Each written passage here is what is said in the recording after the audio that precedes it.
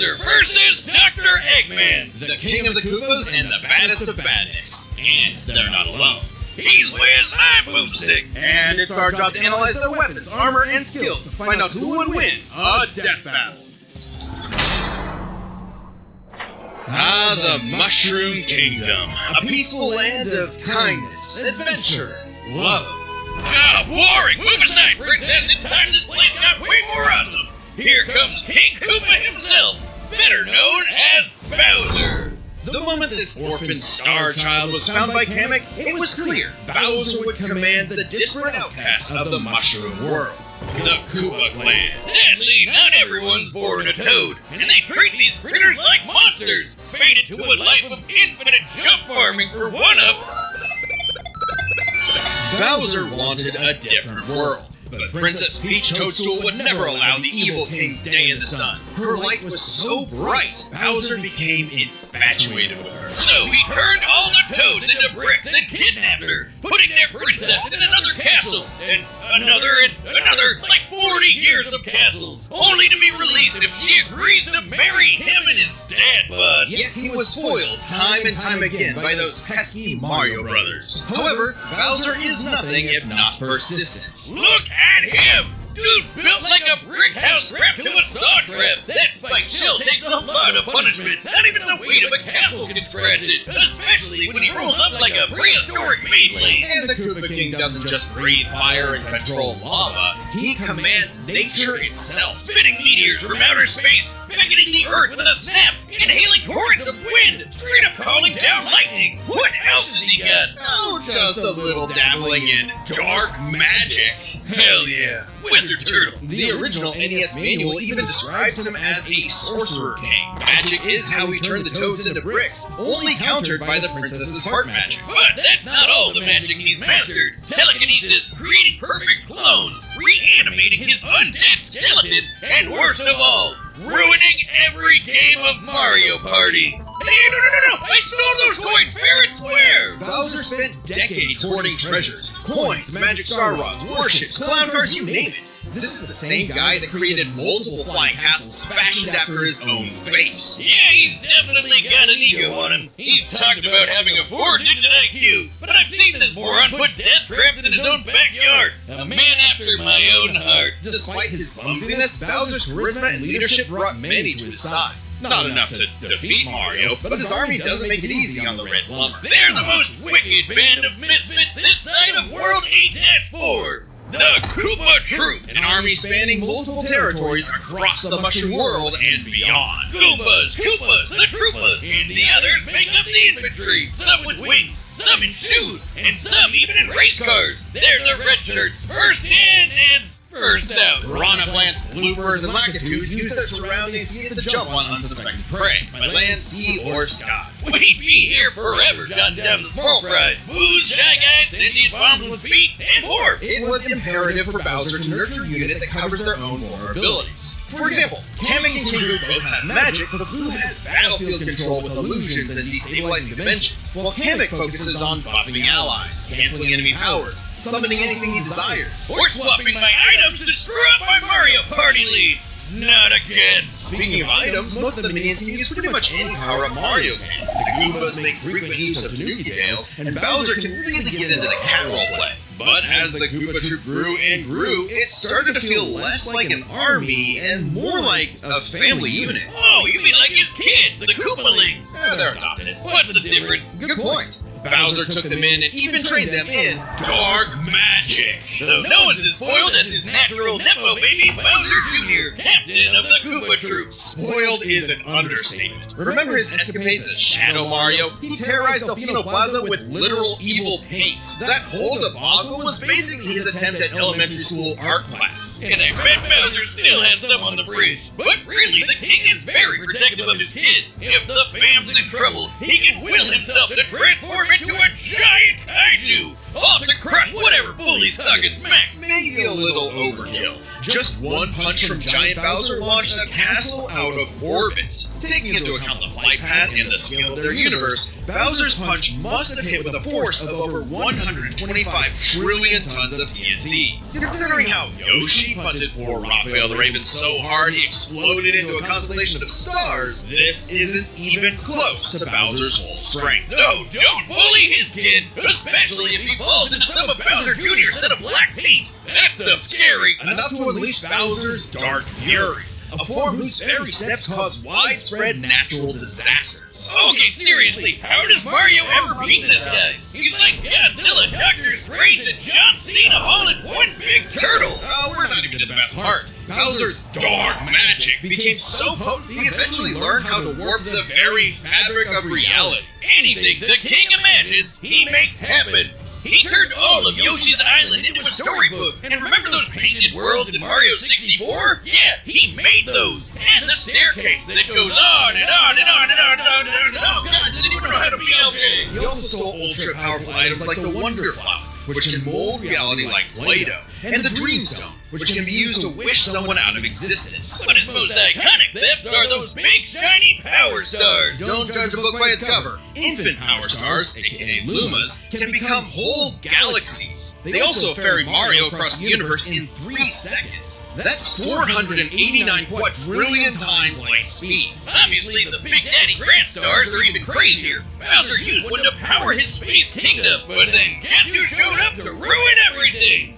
It's a him! And when the Grand Star was freed, it caused a chain reaction that destroyed the entire universe via a massive black hole. Thanks, Space God, that Rosalina showed up to save the day. Not that Bowser needed saving. He's been swallowed by another black hole and thrown into a star that went supernova. Imagine if this crazy OP fire turtle had to fight himself.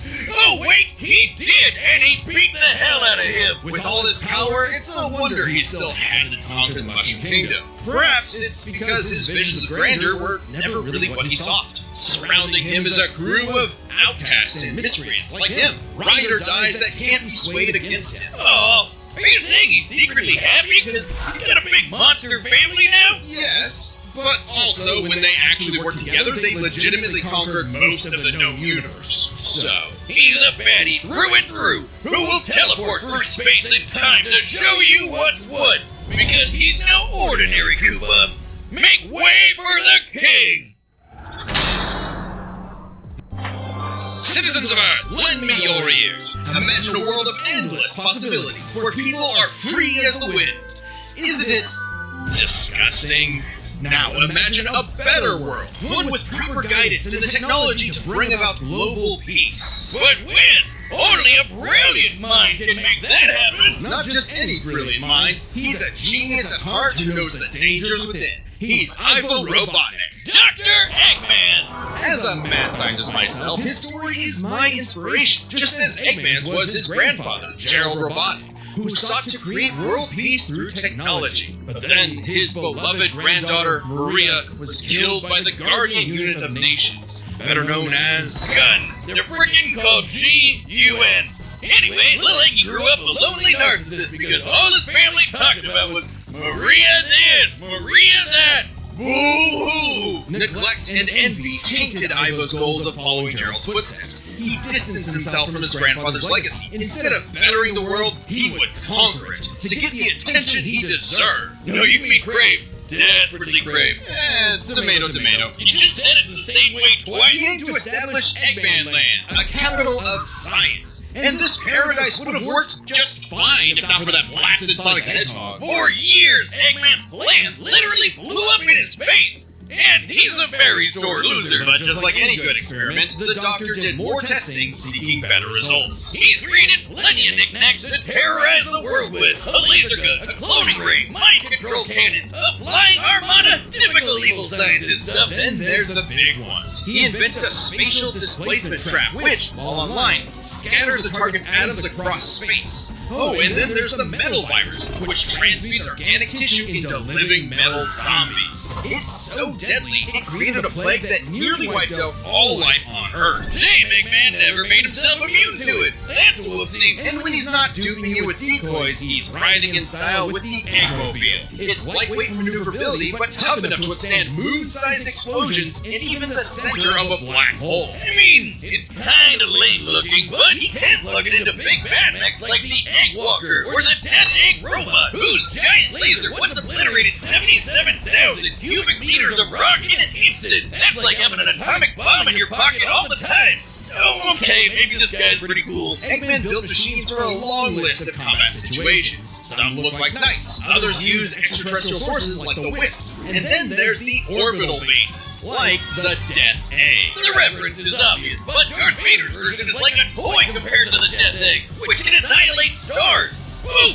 A whole constellation gone in one shot! That's not to say Eggman doesn't enjoy scrapping with blue hedgehogs himself. Enter the Egg Dragoons. Hell yeah! The rawest of the battle mechs! It's got electric drills! It's got ice missiles! It's got a whole lot of bullets! My God, Wiz! I need it! And don't forget, Eggman built all of these things himself. Maybe world domination is in his grasp yet. One problem. Eggman's a turbo loner. No hobbies, no friends, no wife, no nothing. Come on, he has friends. I mean, he's a feminist. Oh, okay, maybe not, but what about Infinite? Sure, they might have joined forces over a mutually sought revenge against Shadow, but it counts. Sort of. Who needs friends when he can build friends? Obviously, Eggman has a tough time collaborating with others, so he just built his own army instead. The Eggman Empire. The Badniks are mass-produced foot soldiers, bus bombers, crafties, caterpillars, egg robos, and don't forget those cute little moto bugs. The Badniks may seem simple, but they're led by an elite, multi-talented unit. The hard-boiled heavies, really leaning into the egg thing, huh? The army has a wide variety of troops, even your classic comedy duo with Orbot and Cubot. They're Eggman's assistants and immense disappointments. Every genius has their duds. Hey, at least they're not Scratch and Grounder. But that's why he's made top-notch bots modeled after the Sonic cast, like everyone's favorite robo-faker, Metal Sonic. Metal Sonic has the most horsepower in the Eggman Empire. He has the moves and speed of Sonic and then some. He's had his rebellious phases, but Eggman's reprogrammed Metal to better follow his commands. Additionally, when upgraded to his Neo form, Metal Sonic could copy biological data, including unique powers like Shadow's time stop technique, chaos control. He could even copy Silver's psychokinesis, and with enough chaos energy, he powers up into Super Neo Metal Sonic. Though everything would change with the appearance of the Phantom Ruby. One of many trump cards at Eggman's disposal, the Phantom Ruby alters reality by manipulating perception. Basically, super OP illusions, but in Infinite's hands, it's a weapon of mass destruction. I don't know how illusions translate to body replicas, changing gravity, or making a fake sun, but go off, King! And when used on the planet's consciousness, which is a thing, the Ruby granted Eggman the Lightman form. Yep, apparently Super Eggman is canon, though it is pretty complicated to manage. But the Phantom Ruby isn't the only souped-up gem Eggman has. He's used the Jewel Scepter to make the world-shattering Egg Wizard. Then, on more than one occasion, he's effortlessly gathered the super rare, super powerful Chaos Emeralds. You know, the things that power Super Saiyan Hedgehog. Eggman built and built and built, and eventually, he built something that started to build on him. Sage was originally designed as a mere assistant, but through an alien encounter, she was granted actual sentience. Sage is already super powerful, but now she's also super smart. She thought up millions of battle plans all at once to defeat the massive titans. And you can barely remember where you put your dune bug. I know exactly where it is. It's at the police impound. Thank you very much. Sage was Eggman's saving grace. He had previously found machines with personality lacking, but Sage's great adequacy in serving her function provided Eggman with something that, for the first time, he'd hate to lose. In essence, a sort of daughter. So, like any good daddy, gave her the keys to his car, his spaceship, and his orbital death ray. Hell, now she controls the entire army. And this frankly unheard of trust from Eggman became crucial in defeating the End. a primordial entity so mighty even supersonic struggled against it. Their battle can only be described as peak fiction, because charged by 7 Chaos Emeralds, Supersonic's no joke! The power of one emerald can shift continents. All 7 together can shift the universe. And kill some pretty terrifying bosses, like Eggman's Time Eater, which ripped apart space-time like tissue paper. In short, Chaos Emeralds give thoughts power. With them, Eggman's best machines can run indefinitely while matching the greatest powers ever seen. Like when 3 supers battled Solaris, who tried to destroy time itself. Solaris extended its chaos across multiple timelines in about 20 seconds, or 73 quadrillion times light speed. It's funny though, while Eggman's smarts have sort of defeated Sonic here and there, he's pretty effective when he teams up with the Blue Blur to save the world. Well, recall how Professor Gerald was a good person before losing the granddaughter he loved. In Eggman's case, now that he has Sage, perhaps a similar story is playing out in reverse. Nah, Eggy will always have a harebrained scheme behind his cufflinks. So watch out, critters and plebeians of the world. He is the Eggman, and he's got the master plan. Alright, the maps are set. We've run the data through all possibilities. It's time for a death battle!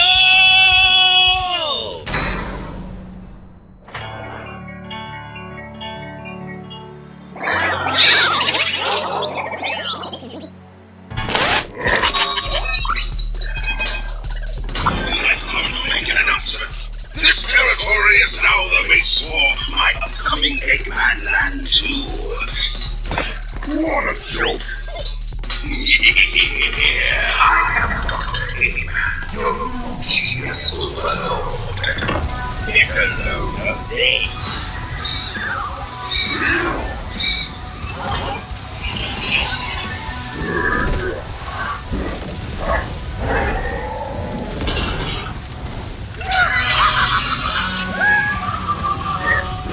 Shut up, nerd!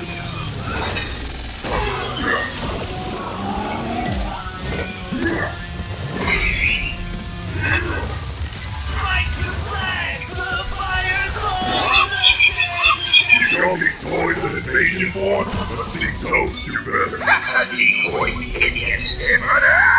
It's ours without fear. It is the ultimate strength.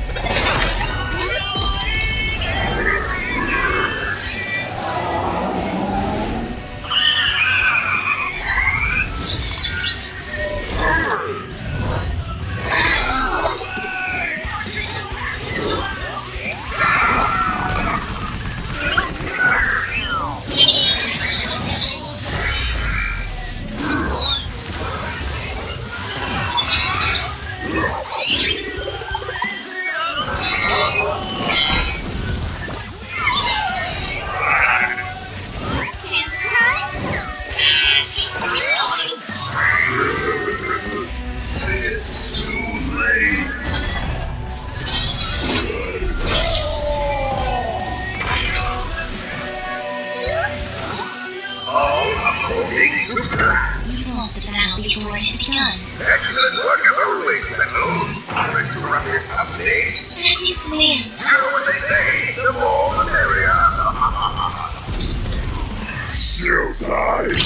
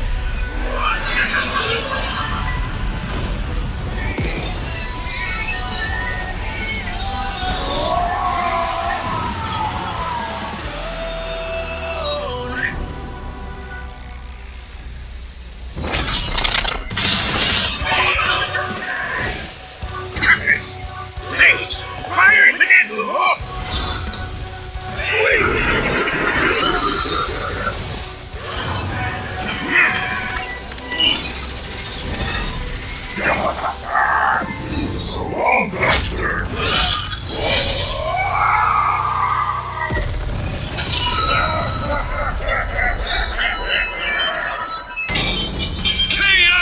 This war was not an easy one to win, which might seem surprising given how the Sonic series is not afraid to show how tough its cast is, while Mario's comes across as more cartoony. But as it turns out, Bowser had everything he needed to take Chrome Dome down. Strap in, this one's a lot, so we'll break it down into 5 categories. First up is physical stats. Bowser pretty handily outmatched any of Eggman's usual mechs, like the Egg Dragoon or the Death Egg Robot. The Death Egg Robot could level cities. Bowser could punch a castle out of orbit. The Death Egg could destroy stars, but Yoshi could match that level of power, and Bowser's strength is certainly above the green dinosaurs. Plus, while both Bowser and Eggman's tech survived black holes, Bowser's was much larger. So, he may win stats, but this could change with their powers. With so many items and minions, that can make all that a moot point. Aside from power-up items, both could manipulate minds, create duplicates, and alter space-time. However, Bowser had a significant edge in having access to the majority of his abilities at all times. Yeah, Eggman can do some crazy stuff, but only across different mechs, fortresses, or space bases. Bowser's all natural. He's got all his best powers built in, and he ain't even a robot. Meaning he wins the war of attrition. He even had counters for battle enders like the Metal Virus and Spatial Displacement Trap. Context matters for those weapons, and both backfired in the past. But more importantly, Bowser could simply reverse the effects with his transmutation magic. Conversely, most of Eggman's robots could get turned into, say, a frog or a block with no reliable way back.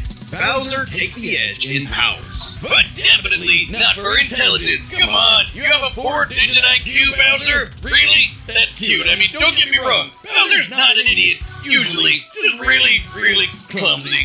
Poor fella. Meanwhile, Eggman's an engineering genius who rarely ever gets bested by brains. Easy dub. Now, let's talk trump cards. As in, items so powerful they could decide the entire outcome on their own. The Phantom Ruby was super dangerous, but specifically targets perceptions. Unlike Bowser's Wonder Flower, which mucks up reality for real. The Ruby affected a whole planet, but the Wonder Flower had the power to alter the universe. Also, the Dream Stone's ability to wish anything out of existence would have no problem cleaning up Super Neo Metal Sonic or Time Eater. Their most prized possession was a tub recall. Together, the Chaos Emeralds can break the universe, but so can the Grand Stars. Arguably not as much given the Emerald scaling to Solaris, though Power Stars and Grand Stars are far more plentiful. Clearly, this is getting fairly abstract, and both have multiple options that could win the day instantly, so the safest bet is to call this category a tie. Which means it's finally time to compare their armies. Eggman seems deadlier at first glance. I mean, look at all those buzzsaws and rockets. Metal Sonic speed and power alone could solo most of the Koopa troop, but the Eggman Empire lacked something Bowser had in spades. Teamwork and loyalty. Eggman is a notoriously terrible team player. His alliances are practically guaranteed to fall apart. Hell, in Sonic Generations, he could barely manage working with himself. Eggman's army is designed to be controlled by just him. To Eggman, it's harder to command those with free will, hence his rivalry with the free-natured Sonic. Meanwhile, the Koopa troop follows Bowser because they actually like him. They train really hard to cover each other's weak points, giving them plenty of advantages as this war progressed, like battlefield control through King Boo's magic and Bowser Jr.'s paint. And since the Koopa troop doesn't rely that much on technology, Sage's hacking potential had little use. Also, secret weapon! Kamek is kinda busted, canceling Metal Sonic's power copying, stealing the Phantom Ruby, and potentially swapping the Chaos Emeralds were huge game changers. Add on that Bowser and his army can use any Mario power-up item, and they had millions, no, billions of combinations that the Eggman Empire just could not actively plan against. Even with Sage's millions of plans to take on the Titans, she thought them to be unbeatable, which Sonic proved was incorrect. Just comparing their conquests makes it clear. The Eggman Empire took over the whole planet, but Bowser's troop conquered most of the universe. Eggman was no pushover. His wit, power output, and ridiculous machines gave Bowser the biggest fight of his life, but the Koopa King's ludicrous strength, abilities, and united forces ultimately prevailed. Eggman tried to poach the king, and now he's cracked and scrambled.